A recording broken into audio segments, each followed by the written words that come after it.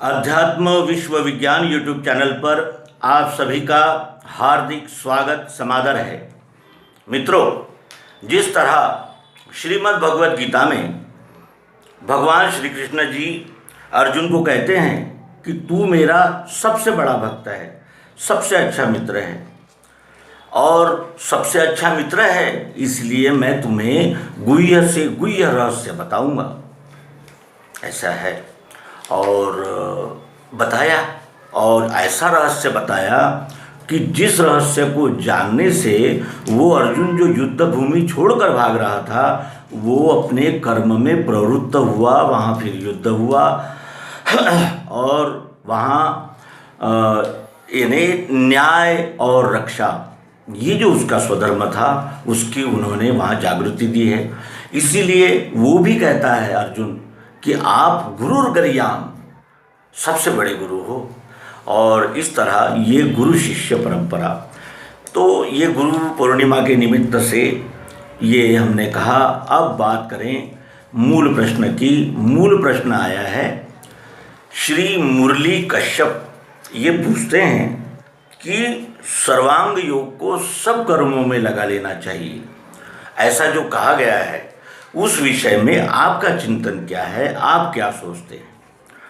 तो संभवतः ये घोषणा करना यहाँ उचित होगा कि अत्यंत मौलिक ऐसा ये प्रश्न आज से पहले किसी ने पूछा ही नहीं, और वस्तुतः ये एक टेक्निकल पॉइंट हो सकता है कि भले ही हम किसी विषय में जान लें लेकिन उसका व्यवहार में कैसा उपयोग करना है, अगर ये हमें पता नहीं है तो हम उस विषय का क्या लाभ ले सकते हैं?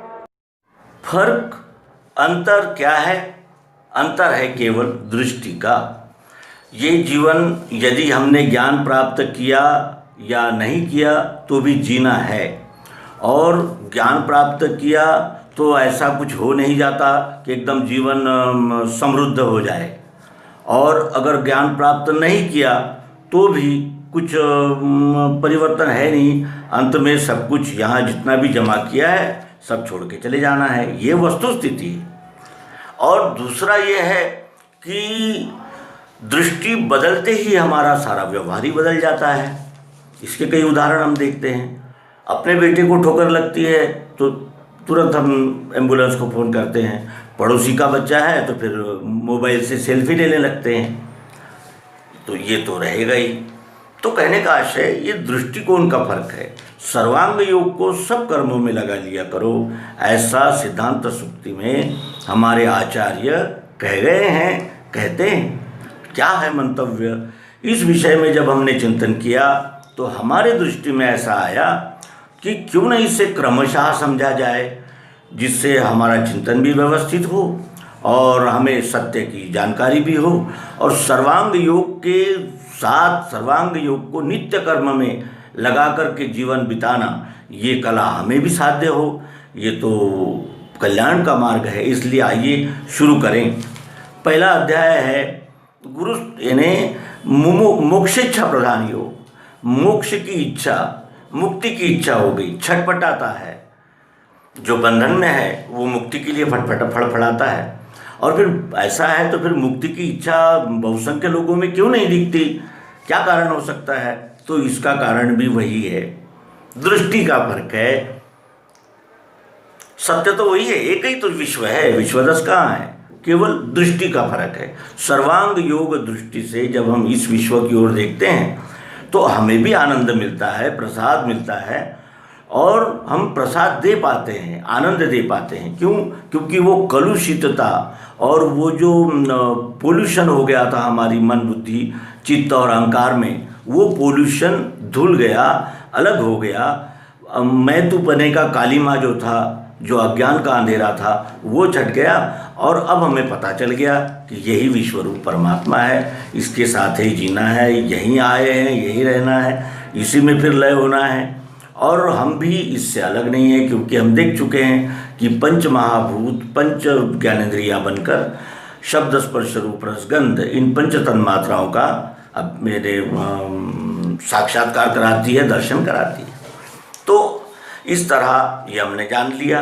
अब इस विश्व में और हम में कोई भी द्वैत नहीं है, यानी दो नहीं रहे अब। तो अब जो पहले क्या था कि शोषण का रिश्ता था, शोषण करना है, मुझे इससे चाहिए, ये भूमिका थी। अब क्या हो गया है कि मैं ही तो हूँ। फर्क यही हो गया कि पहले मैं तू था, अब मैं ही मैं हो गया हूँ। किसी भी रास्ते से जाऊँगा तो केवल मैं ही मैं हूँ। मैं अग्नि हूँ, मैं आकाश हूँ, मैं पृथ्वी हूँ, मैं जल हूँ, मैं वायु हूँ, मैं ही मैं हूँ।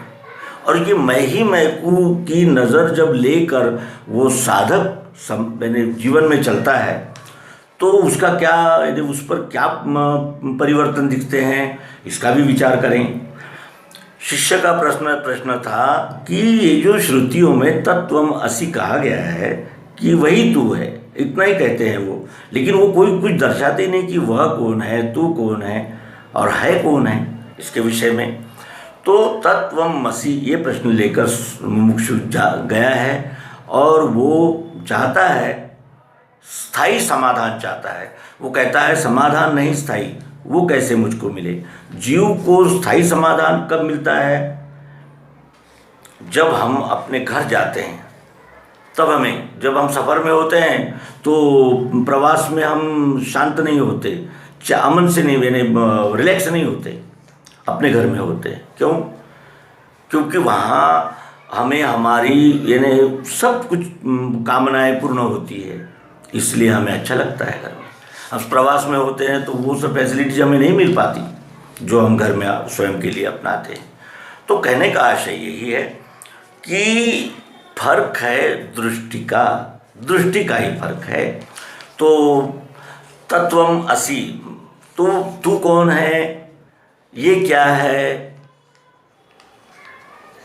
ऐसे अनेक प्रकार हो सकते हैं इस प्रश्न के। और इसका प्रश्न का उत्तर एक ही है, क्योंकि मूल वस्तु को अगर हमने जान लिया तो हमने सब कुछ जान लिया, ऐसा है। इसलिए इसे अध्यात्म विज्ञान भी कहते हैं।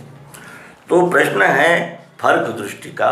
फिर दूसरे अध्याय में पहुँचे तो दूसरे अध्याय में हमें रोचक भयानक मानिंदियाँ करके विपरीत अर्थ नहीं होना चाहिए। इसलिए हमें क्या कहा सद्गुरु ने कि अपने आगे एक पदार्थ रख लेना कोई भी, और उस पदार्थ पे प्रयोग करना, और पदार्थ के साथ साथ तुम अपने आप को भी अधिष्ठान बना लेना, और ये देखना है कि जो सब में है वो एक में है क्या, जो एक में है वो सब में है क्या,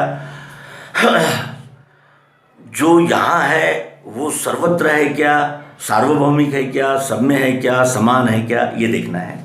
और इस प्रयोग के लिए तुम्हें अधिष्ठान रखना होगा, क्योंकि बातों से समाधान नहीं हो सकता।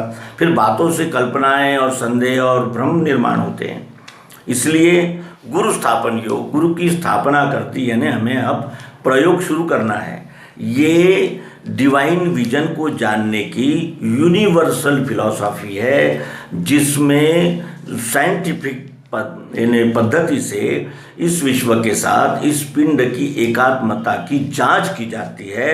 ये जाना जाता है कि भेद है कि नहीं है, और भेद है तो वो कैसा है ये जानते हैं, उसे अध्यात्म विज्ञान कहते हैं। तो विषय है कि ये सब फर्क है दृष्टि का। फिर उसके बाद आए इंद्रियों में। हमारे पास इंद्रियां हैं, हमें जानना है। लोगों की बातों को तो हम जान चुके, हमने श्रुति स्मृति शास्त्र पुराण आदि सब कुछ पढ़ लिए। अब प्रत्यक्ष के धरातल पर आए, और प्रत्यक्ष के धरातल पर सद्गुरु इंद्रियों का परिचय देते हैं कि तुम इंद्रियां भी तुम ही हो, इंद्रियां भी तुम ही हो, तुम्हारे बगैर तो यहाँ कुछ है ही नहीं, तुम ही तुम हो। लेकिन अब इंद्रियां भी तुम्हारी है, तुम ही हो, तुम्हारा अंग है इंद्रियां। इंद्रियां हम जानते हैं 5 ज्ञानेंद्रियां है, 5 कर्मेंद्रियां है, 5 प्राण है, मन और बुद्धि। तो ये भी उसी के अंग है। तो अब इनके साथ हमारा व्यवहार, अच्छा ये सब भोग यानी भोग प्रधान है। अगर हम चाहें कि आंखें बंद करके 20 मिनट बैठें तो नहीं बैठ सकते। क्यों? क्योंकि ये वो विषय ही आंखें बंद कर आई है। रूप देखना उसका स्वभाव है, स्वभाव को कोई छोड़ नहीं सकता।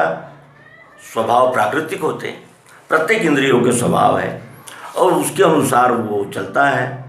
अब दृष्टि का फर्क यहाँ यही लगाया जा सकता है कि हम इंद्रियां तो भोग के लिए ही बनी है, वो भोगमय ही है, वो बगैर भोग के रह नहीं सकती, और अगर वो भोग नहीं करेगी तो विपरीत कार्य अवश्य ही करेगी, क्योंकि ये सब नेचुरल है, ये किसी ने बनाया ही नहीं और ये कोई बना नहीं सकता, और क्योंकि ये प्राकृतिक है, ये सारा चक्र जो है वो प्राकृतिक है, और प्रकृति के साथ मनुष्य का संबंध दिखाना ही अध्यात्म विज्ञान का प्रयोजन है। ये भी इस विषय में इस स्थान पर कह देना उचित है। अब इंद्रियां है और उनके भोग भी है, तो अब इस दृष्टि से अगर देखें तो अब हम इंद्रियों को न उसका लालन करेंगे न उत्पीड़न करेंगे, और ये उत्पीड़न नहीं करेंगे और लालन भी नहीं करेंगे। अब उनके साथ हम जहाँ व्यवस्थित यानी आवश्यकता है और अपने यानी जिसे कहा जाएगा कि रेंज में है तो ही वो भोगेगा, क्योंकि अब उसकी दृष्टि शोषण की न रहते हुए पोषण की हो गई है। पोषण का अर्थ होता है स्वयं भी जियो और सबके साथ जीना है तुम्हें, सहजीवन का सिद्धांत है ये विश्व। तो उसके बाद फिर मन में आई बात। मन त्रिगुणात्मक है, सतोगुणी व्यक्ति को तामसी व्यक्ति का आहार पसंद नहीं आ सकता, और तामसी व्यक्ति सात्विक व्यक्ति का आहार करेगा लेकिन फिर भी वो यानी तृप्ति नहीं मिलेगी, और रजोगुणी को तो रजोगुणी आहार चाहिए, न उसको सात्विक चाहिए न तामसिक चाहिए। इस तरह तीन स्वभाव तीन गुणों के। अब तीन स्वभाव के श्रीमद् भगवद गीता के 14वें अध्याय में विस्तार से इसके विषय में आया है, आप अवश्य देखेंगे। तीन गुणों की लीला बहुमती, और इन्हीं तीन गुणों ने उस आत्मा को बांध के रखा है शरीर में, इसलिए इनका साक्षी होना है। ये भी बड़ा कठिन कार्य है, लेकिन साक्षी होने का प्रयास तो कर सकते हैं। अर्जुन, तू वैराग्य और अभ्यास के द्वारा इस लक्ष्य को प्राप्त कर सकता है। प्रयत्न तो कर, ध्यान में रख, प्रयत्न कर। कितने ऑप्शंस दिए, क्यों? क्योंकि ये नेचर से हमारी जो है वो उल्टी यानी दिशा में हम चलने लगे। सनातन सिद्धांत का हमने मजाक उड़ाया, लेकिन अब जब वो ही पंचमहाभूत जब प्रदूषित हो गए हैं तो अब हम कोरोना और ये ऐसी बीमारियां झेल रहे हैं। मन बुद्धि में भी प्रदूषण हो गया, और ऐसे खतरनाक वायरस कोरोना जैसे आज विश्व को दे रहे हैं। ये भी एक दृष्टि है। दूसरी दृष्टि है कि मैं ही तो हूँ, तो अब मैं उसका देखभाल करूँगा, संभाल करूँगा, क्योंकि वो मेरा अंग है। मैं ही तो हूँ। अंग क्या है? मैं ही तो हूँ, ये मैं ही हूँ। अंग के दृष्टि से ऐसा यहाँ है, लेकिन ये मैं ही तो हूँ। यहाँ अगर कोई चोट मार दे तो मुझे कितनी वेदना होगी? वेदना संपूर्ण को होगी। अंग का अर्थ होता है उसका एक अंग यानी अवयव। तो कहने का आशय यह है कि वो तीन प्रकार के मन हैं, उसके शुद्ध और विकार ऐसे विभाग भी होते हैं। लेकिन अगर सर्वांग योग नित्य कर्म में लेकर चलना है तो सतोगुणी के साथ में संबंध रखना है। तो हम कैसे रखेंगे?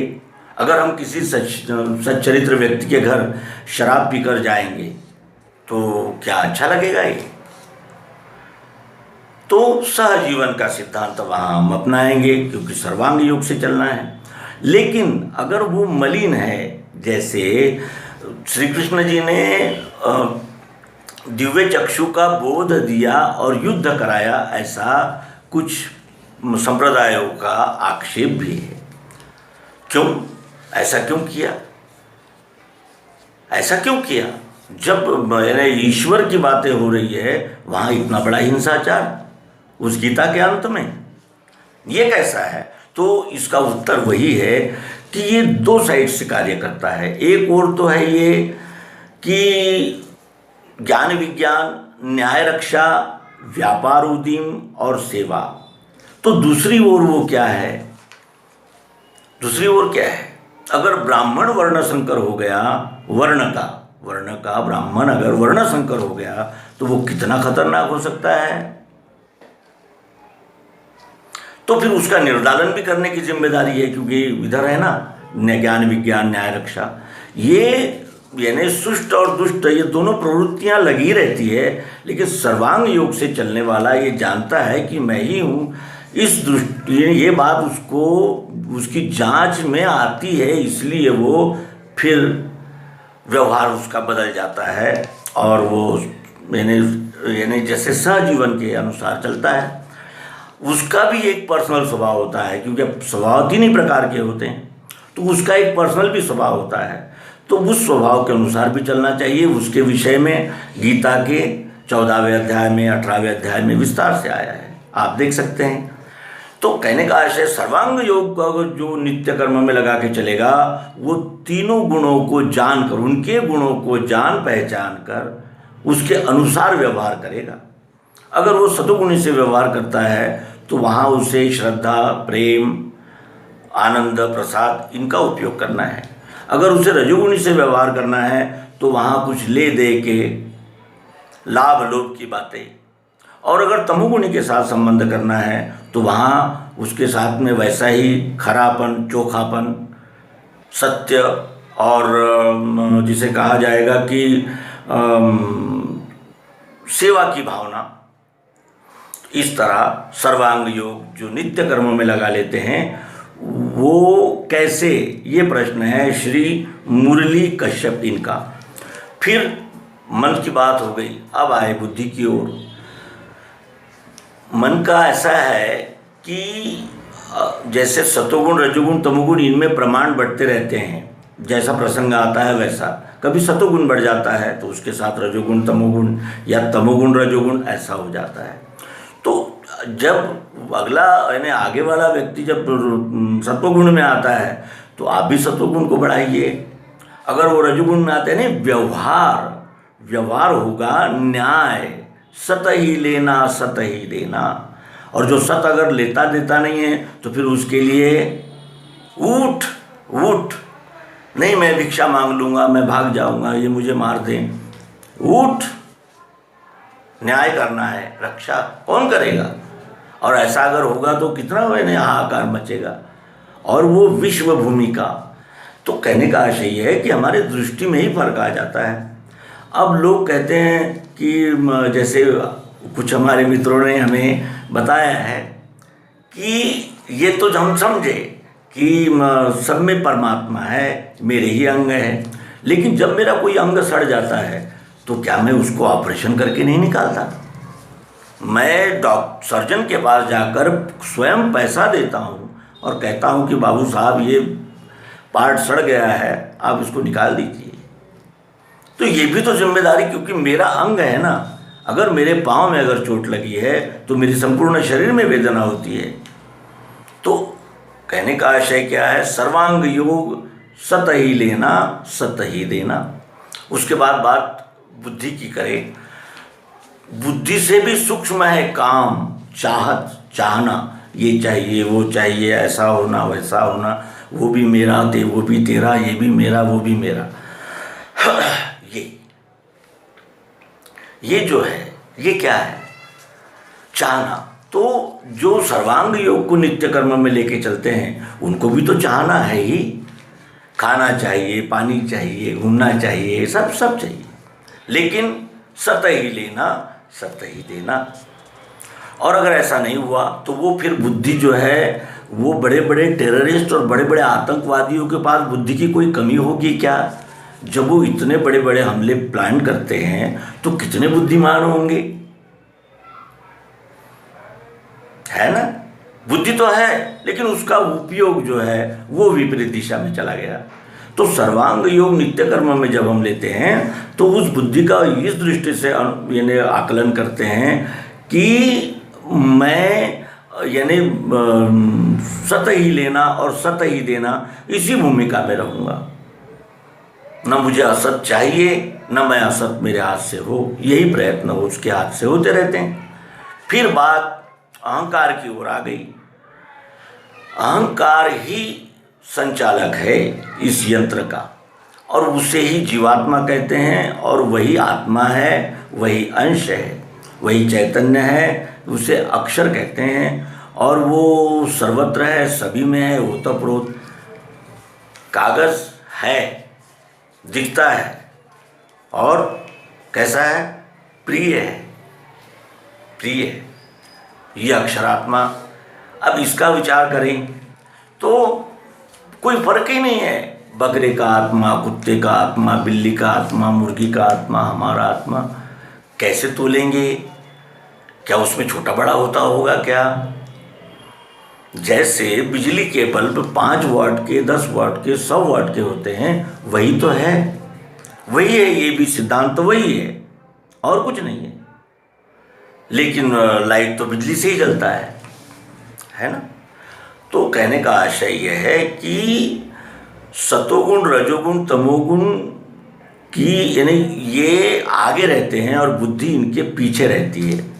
अगर हमने बरोबर व्यवस्थित मैनेजमेंट नहीं किया, व्यवस्थापन नहीं हुआ इंद्रियों का और 3 गुण यानी मन का, तो वो बुद्धि जो है वो उनके पीछे चलती है हमेशा, क्योंकि वो चलाते हैं। बुद्धि बैठी है उस पर, हमारी रथ पर बुद्धि बैठी हुई है और वो बुद्धि विचार कर रही है कि करे कैसा। और बुद्धि को अगर सत्संग मिल गया, यही टर्निंग पॉइंट है। अगर सत्संग मिल गया, सर्वांग योग मिल गया, कोई अच्छे विचार मिल गए, कोई प्रगल्भ दिशा मिल गई, काया पलट हो जाता है। हमने देखा है अंगुलीमाल, वाल्मीकि, गोस्वामी तुलसीदास जी, ये सब उदाहरण हमारे सामने, ये बड़े उदाहरण हैं, लेकिन छोटे भी कई उदाहरण हैं। तो ये बुद्धि, अब बुद्धि सर्वांग योग को नित्य कर्म में लगाना है तो हमारी बुद्धि कैसी चाहिए? दृष्टि का ही फर्क है और कोई नहीं। दृष्टि है, दृष्टि ही बदल जाती है मनुष्य की। जिसे हम झपटने और लूटने खसुटने का देखते थे, वही हमारे ही अंग है। हमें ऐसा नहीं करना चाहिए। हाँ, लेकिन सत ही लेना और सत ही देना, ये ज़रूरी है। तो अहंकार जो है वो 2 प्रकार का है, 2 प्रकार का है। एक अहंकार है कि मैं करूँ सो कायदा, मुझे कौन रोकेगा। और दूसरा अहंकार है कि मैं ही हूँ। अब यहाँ कुछ पराया है ही नहीं। जैसे ये मेरे लिए पराया नहीं है, ये पराया नहीं है। क्या पराया है? अब कोई पराया नहीं है। बस इतना ही उसे बोध हो सकता है। अहंकार 2 ही प्रकार का होता है, सोहम, कोहम। तो इस तरह श्री मुरली जी कश्यप, इनकी शंका का हमने यथामति समाधान करने का भी प्रयास किया और उस निमित्त से हम अपने चिंतन को भी यानी टटोल सके, जिसके लिए उनका हार्दिक धन्यवाद है। और इस तरह के प्रश्न आने से वो हमारा ये अपना ये YouTube चैनल समृद्ध हो रहा है, क्योंकि इससे केवल अनपढ़ लोग ही नहीं देख रहे हैं, विद्वान लोग भी कुछ देख रहे हैं, कुछ पढ़े लिखे और बुद्धिमान लोग भी इसे देख रहे हैं। तो इन ऐसे मूलगामी प्रश्नों से अपना YouTube चैनल समृद्ध होता है और अध्यात्म विश्व विज्ञान YouTube चैनल आपका है, आपका है। और नर्तन का पूर्ण सार्थक और कृतार्थता के लिए समर्पित है। हिये में बोध होते ही मुक्ति है ब्रह्मजाल से। धन्यवाद। सद्गुरु भगवान की जय, विश्वरूप परमात्मा की जय और गुरु पूर्णिमा की सभी मित्रों को हार्दिक शुभकामनाएं। धन्यवाद।